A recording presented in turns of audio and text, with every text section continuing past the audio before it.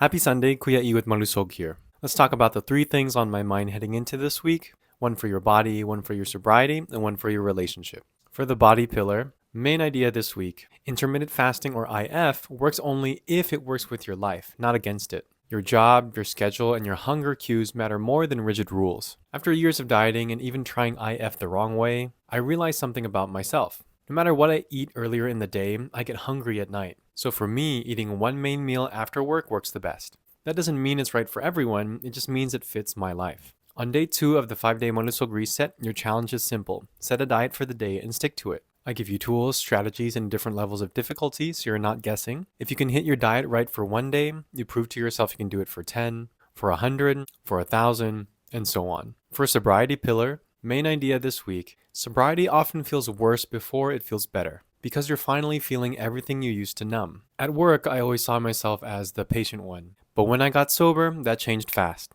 I started arguing with customers. I couldn't control it. And that's when I realized I wasn't becoming angry. I was finally feeling years of unprocessed stress and frustration. On day 3 of the 5-day Malusog reset, your challenge is to consciously stay sober for the day. There's something about choosing sobriety on purpose that makes it harder, but also way more satisfying. I give you tools, strategies, and different levels of difficulty to help you through it. And again, if you can do it for one day, you can do it for 10, 100, 1,000, and so on. For relationship pillar, the main idea this week, healthy boundaries don't come from blame, they come from ownership. One boundary I should have set way earlier was around sleep. For me, I need sleep to function. And when I don't get it, I'm very grumpy, unfocused, and cannot make good decisions. Instead of owning that early, I stayed quiet and paid for it later. On day 5 of the 5-day Malusog reset, your challenge is to have one important conversation you've been avoiding. I give you tools, strategies, and different levels of difficulty so you're not going in blind. Some conversations can really improve your life and your relationships 10x in one single day.